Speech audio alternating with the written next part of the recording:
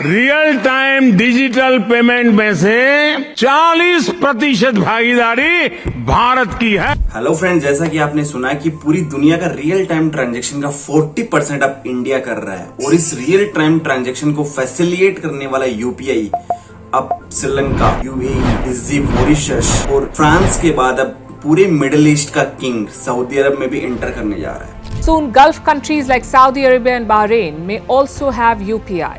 India is talking to them to enable bank-to-bank transfers and cross-border transactions via UPI. Reports say the talks are in early stages and that the Gulf countries are showing a lot of interest. आज मोदी जी हर एक stage पे UPI को facilitate कर रहे हैं, चाहे वो BRICS की मीटिंग हो या फिर किसी देश का बायलैटरल दौरा हो। यूनिवर्सल पब्लिक इंटरफेस यानी यूपीआई ने भारत में फाइनेंशियल इंक्लूजन को नई ऊंचाई पर पहुंचा दिया। लेकिन हमारे इंडिया में ही आज बेंगलोर के कुछ ऐसे दुकानदार हैं जो इस यूपीआई को अनइंस्टॉल कर रहे हैं। 2000 received on phone pay देवियों सज्जनों बहुत बहुत धन्यवाद।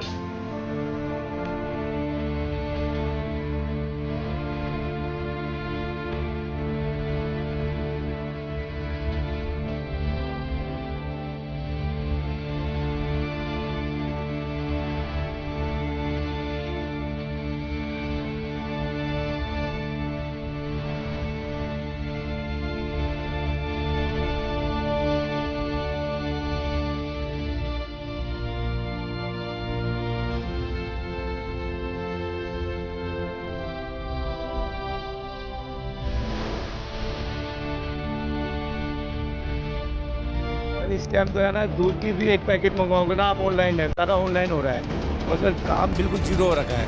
एक दिन पहले ड्रेस आती है, पहनते हैं, अगले दिन उठा के रिप्लेसमेंट में डाल देते हैं, वो रिटर्न हो जाती है। उसमें सिर्फ दुकानदार को फर्क पड़ रहा है। कस्टमर सब ऑनलाइन पे आने लगा है, ग्राहक दुकान पे चढ़ता ही नहीं है, लगता है दिन भर बोर हो रहे हैं। 2.5 से 3 लाख की पर वीक की थी, आज 50,000 की सेल नहीं आती है। इसका कारण ऑनलाइन है। ऑनलाइन में डी का माल है सारा, और ये एक्सपायरी का माल मतलब डुप्लीकेट। 40 दुकानदारों ने वाइंड अप कर दिया, दुकान बंद कर दिए, तो फिर इसका कुछ असर भी पड़ा होगा जिंदगी में। बहुत असर पड़ा जी, बहुत। पूरी दुनिया में आज हमारा बैंकिंग सेक्टर फेमस हो गया है। ऑस्ट्रेलिया से लेकर अमेरिका तक सब लोग हैरान है कि कैसे एक डेवलपिंग नेशन ने इतनी वास्ट सक्सेसफुल टेक्नोलॉजी बना ली, लेकिन क्यों बेंगलोर के ही कुछ दुकानदार आज इस यूपीआई को अनइंस्टॉल कर रहे हैं। आज की वीडियो में पूरा जानते हैं। वीडियो को अच्छा लगा तो वीडियो को लाइक एंड सब्सक्राइब जरूर कीजिएगा। अब वीडियो में इतना सब कुछ जानने के बाद हम 3 क्वेश्चन का ढूंढने का ट्राई करेंगे। सबसे पहले कि गल्फ कंट्रीज की यूपीआई एक्सेप्टेंस से हमारे इंडियंस को क्या फायदा है। दूसरा ये कि यूपीआई ऐसे काम कैसे करता है। और तीसरा ये कि जब पूरी दुनिया यूपीआई को एक्सेप्ट कर रही है तो इंडियंस के जो कर्नाटका के शॉपकीपर्स हैं उनको आखिर क्या नुकसान हो रहा है इस यूपीआई से। तो देखिए, पूरे के पूरे गल्फ कंट्री की पूरी पॉपुलेशन करीब 58.6 मिलियन है। उसमें से करीब इंडियन से 13.4 है, मतलब हर 4 में से वहां पर एक व्यक्ति इंडियन होगा। अब इतनी पॉपुलेशन में जब भी कोई गल्फ कंट्री से पैसे हमारे इंडिया में भेजेगा तो बेसिकली 2 मनी ट्रांसफर के क्लासिकल मेथड्स का इस्तेमाल करता है। पहला है क्लासिकल कन्वेंशनल बैंक मेथड, जहां पर हम वीजा, मास्टरकार्ड और वेस्टर्न यूनियन जैसे कुछ कार्ड्स का इस्तेमाल करते हैं, जहां पर सऊदी अरब की बैंक्स को हायर टैक्स चार्जेस देने पड़ते हैं। और दूसरा है एजेंट्स, जिसे हम आम आदमी में हुंडर कहते हैं। उसकी वजह से पैसे यहाँ पर ट्रांसफर होते हैं, क्योंकि गल्फ कंट्री से हमारे इंडिया में जो रेमिटेंस है, यानी जब आपके बाप भाई बहन बाहर रहते हैं और वो कमा के इंडिया में पैसे भेजते हैं, उसका 65% इन्हीं से आता है। तो अगर आज हम यहाँ पर यूपीआई लगवा देंगे तो यूपीआई का चार्जेस बहुत ही कम होता है, जिसकी वजह से आपके पैसे बचेंगे, सरकार के पैसे ज्यादा पैसे आएंगे और जो गल्फ कंट्रीज की बैंक्स हैं उनको कम से कम चार्ज देना पड़ेगा। अब जब भी आप किसी क्यूआर को स्कैन करते हो और उसमें अपना अमाउंट और पिन डालते हो तो ये सारी की सारी डिटेल आपकी अपनी यूपीआई, जो एक मीडिएटर स्विच का काम करता है, वो एक सिस्टम होता है, उसके पास भेज देता है। और वहां से ये सारी डिटेल आपकी जो सेंडर बैंक है जिसमें आपका खाता खुला हुआ है उस बैंक के पास जाती है वेरीफाई करने के लिए, जहां पर आपकी वेरीफाई होते हैं आपके अकाउंट डिटेल्स, आपके आईएफएससी कोड, आपके अकाउंट में इतने पैसे हैं या नहीं, और यहाँ तक कि आपका पिन भी वेरीफाई होता है। जब बैंक ये सब वेरीफाई कर लेता है तो वो एक यूटीआर जनरेट करता है और एक इंटरनल ट्रांजैक्शन आईडी जो बैंक के सर्वर के पास ही रहती है, ताकि आगे जाकर अब जब भी आप अपने बैंक का 6 महीने का ट्रांजैक्शन कार्ड मांगे तो वो आपको दे सके। इस यूटीआर के साथ साथ वो एक ट्रांजैक्शन अमाउंट का एक टोकन भी जनरेट करती है और ये सारी डिटेल वापस यूपीआई के सिस्टम तक भेज दी जाती है और वहां से यूपीआई सिस्टम इसे एक रिसीवर बैंक के पास भेजता है। रिसीवर बैंक में सारी की सारी रिसीवर्स की डिटेल को वेरीफाई किया जाता है और जो टोकन आया है उसको वेरीफाई किया जाता है, यूटीआर को वेरीफाई किया जाता है।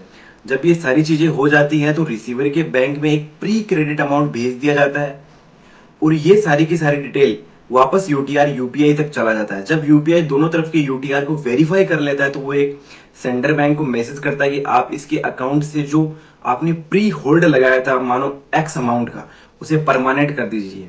जो सेंटर बैंक है उसको परमानेंट कर देता है और यूपीआई को वापस मैसेज आता है कि हाँ अब हमने यहाँ से इसके अकाउंट से पैसे काट लिए। फिर 2 मैसेज आते हैं, एक आता है रिसीवर बैंक के पास कि हाँ इसके अकाउंट में क्रेडिट हो चुकी है, तो जो भी बंदा रिसीव करता है उसके मोबाइल ऐप पे दिखाता है कि आपके पैसे आ चुके हैं। एक मैसेज आता है यूपीआई ऐप पे जो सेंडर है उसके, वहां पर देता है कि आपका ट्रांजैक्शन सक्सेसफुल हो चुका है। Rupees 2000 received on PhonePe, देवियों सज्जनों, बहुत बहुत धन्यवाद आपका। ऐसे यूपीआई का सिस्टम काम करता है और आप मानोगे नहीं, ये विदिन 1 से 2 सेकंड तक हो जाता है। और इसीलिए जब भी आप यूपीआई का पेमेंट करते हो तो हमेशा एक यूटीआर जनरेट होता है और एक ट्रांजैक्शन आईडी। ट्रांजैक्शन आईडी हमेशा किसी भी ऐप के द्वारा एक जनरेट की जाती है और यूटीआर नंबर होता है जिससे आप अपने ट्रांजैक्शन को ट्रैक कर सकते हैं फ्यूचर में कि आपको गलत हुआ है या सही हुआ है। ना कमाल की टेक्नोलॉजी, विद इन 2 सेकंड आपका पेमेंट पूरा भी हो जाता है। लेकिन आपको जानकर हैरानी होगी कि इंडिया यूपीआई से पहले किन चीजों का इस्तेमाल करता होगा। सन 2004 में आरबीआई ने सबसे पहले RTGS real time gross settlement का एक पोर्टल बनाया था जहां पर 2 लाख से ज्यादा अमाउंट को विद इन सेकंड में ट्रांसफर कर दिया जाता था। लेकिन इसमें यह था कि आपके हर एक ट्रांजेक्शन पर आपको कुछ न कुछ यहाँ पर चार्ज देना होगा और ये सिर्फ 2 लाख से ज्यादा के लिए ही है। लेकिन जब धीरे धीरे आरबीआई को ये रिलायंस हुआ कि हमारे इंडिया में ज्यादा लोग स्मॉल पेमेंट करने वाले हैं तो हमें कुछ एक ऐसा सिस्टम लॉन्च करने पड़ेगा जिसमें हम स्मॉल पेमेंट को भी जल्दी जल्दी ट्रांसफर कर सकें। और इसके लिए उन्होंने लॉन्च किया एनईएफटी, जिसमें आप 2 लाख से कम पेमेंट को, किसी भी पेमेंट को, मान अगर आप 1 रुपया भेजना चाहते हो वो भी आप भेज सकते हो। लेकिन दिक्कत ये थी कि इतने छोटे छोटे ट्रांसफर करने के लिए बहुत ज्यादा कॉस्टिंग का सामना करना पड़ता है।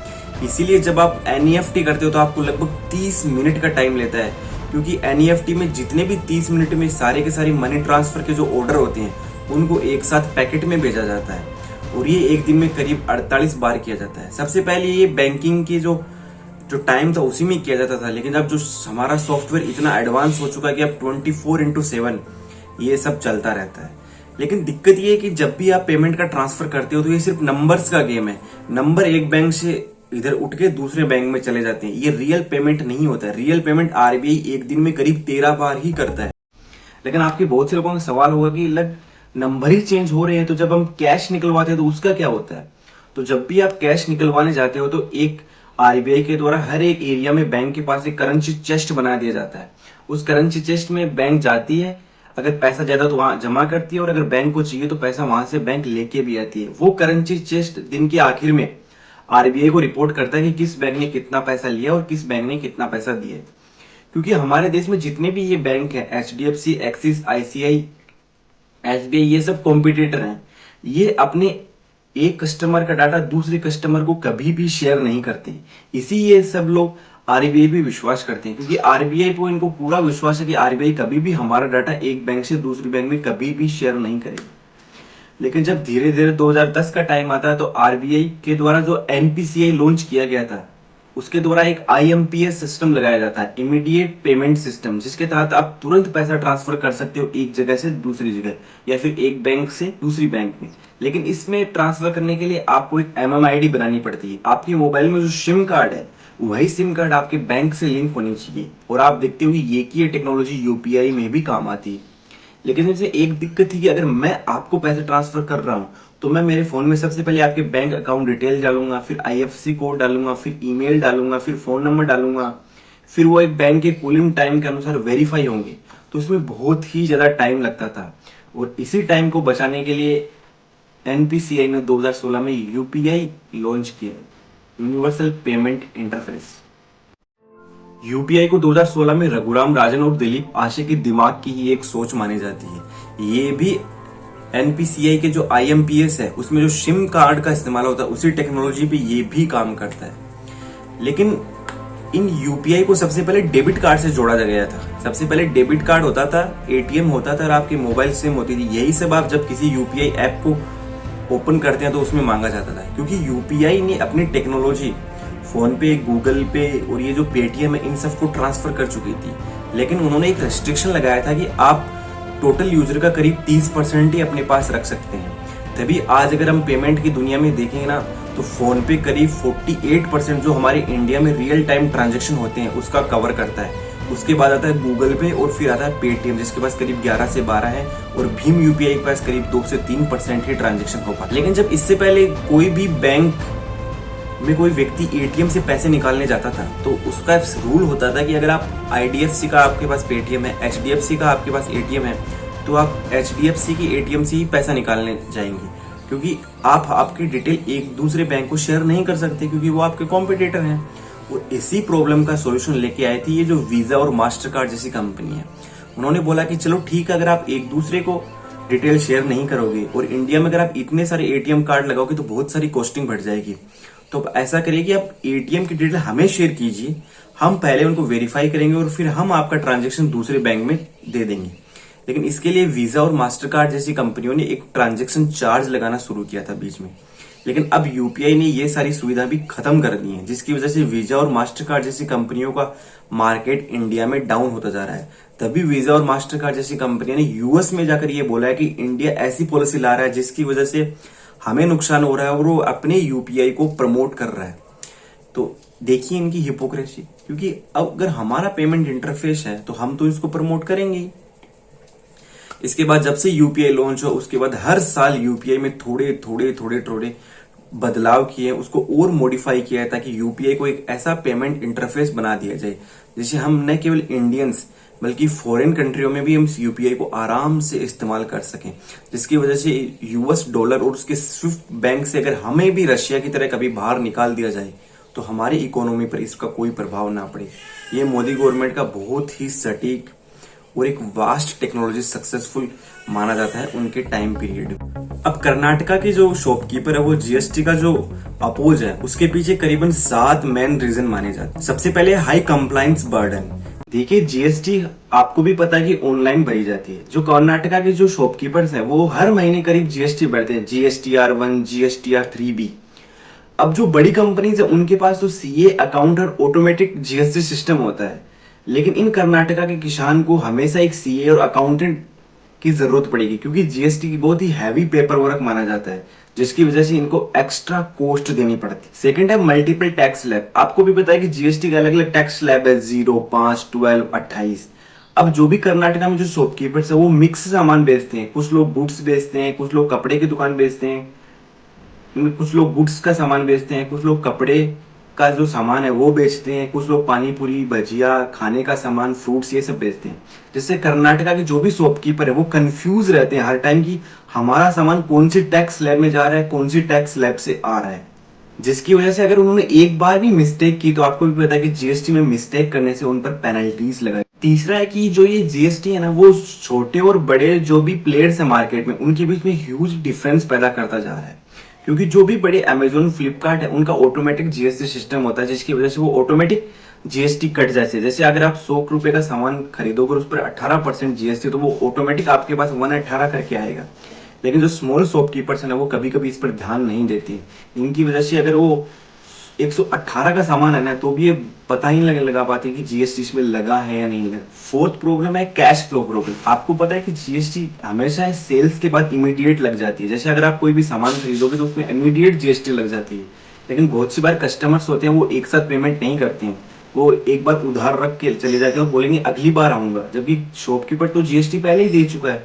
तो इसकी बहुत बार शॉपकीपर को खुद की तरफ से ये पैसे देने पड़ते हैं, जिसकी वजह से शॉपकीपर परेशान। पांचवा सबसे मुख्य कारण है फियर ऑफ पेनल्टीज। आपको पता है कि GST हर बार लगता है और अगर कोई शॉपकीपर एक भी बार GST को मिस कर देता है तो उस पर भारी पेनल्टीज लगाई जाती है। उन पेनल्टीज की वजह से शॉपकीपर का जो भी मार्जिन है वो ओवर ज्यादा कम हो जाता है, उसको अपने गले से पैसे निकाल के देने पड़ते हैं।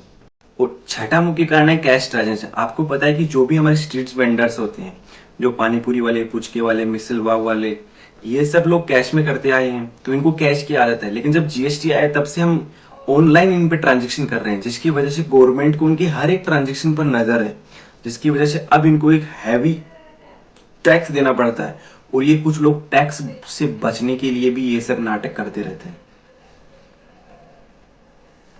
सातों है कस्टमर रेजिस्टेंस। देखिए कभी बार आप सामान खरीदते हो तो वो 100 का सामान होता है जिस पर टैक्स और जीएसटी लगा के 118 का बन जाता है, लेकिन कस्टमर्स की एक साइकोलॉजी होती है कि वो 118 का सामान को 100 देंगे। अगर आप उनसे 130 मांगोगे तो भी वो 100 देंगे, 170 मांगोगे तो वो 150 देंगे, जिसकी वजह से बहुत से बार जो शॉपकीपर है ना उसको जीएसटी खुद की तरफ से पे करनी पड़ती है। अब ऐसा कोई शॉपकीपर तो नहीं है ना जो चाहेगा कि वो खुद की तरफ से जीएसटी पे करे, अपने ही मार्जिन को और कम कर दे।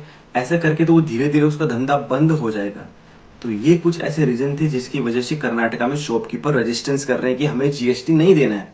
लेकिन गवर्नमेंट अगर इन्हीं जीएसटी को सही से अप्लाई करेगी तो काफी बेनिफिट होगा इन शॉपकीपर्स के लिए, क्योंकि एक जीएसटी की वजह से आपका यूपीआई का जो कैंपेन है ना वो एक खतरे में है। आज ये कर्नाटका की सिचुएशन है, कल राजस्थान में हो सकता है, दिल्ली में हो सकता है, हरियाणा, पंजाब, इन सब में हो सकता है।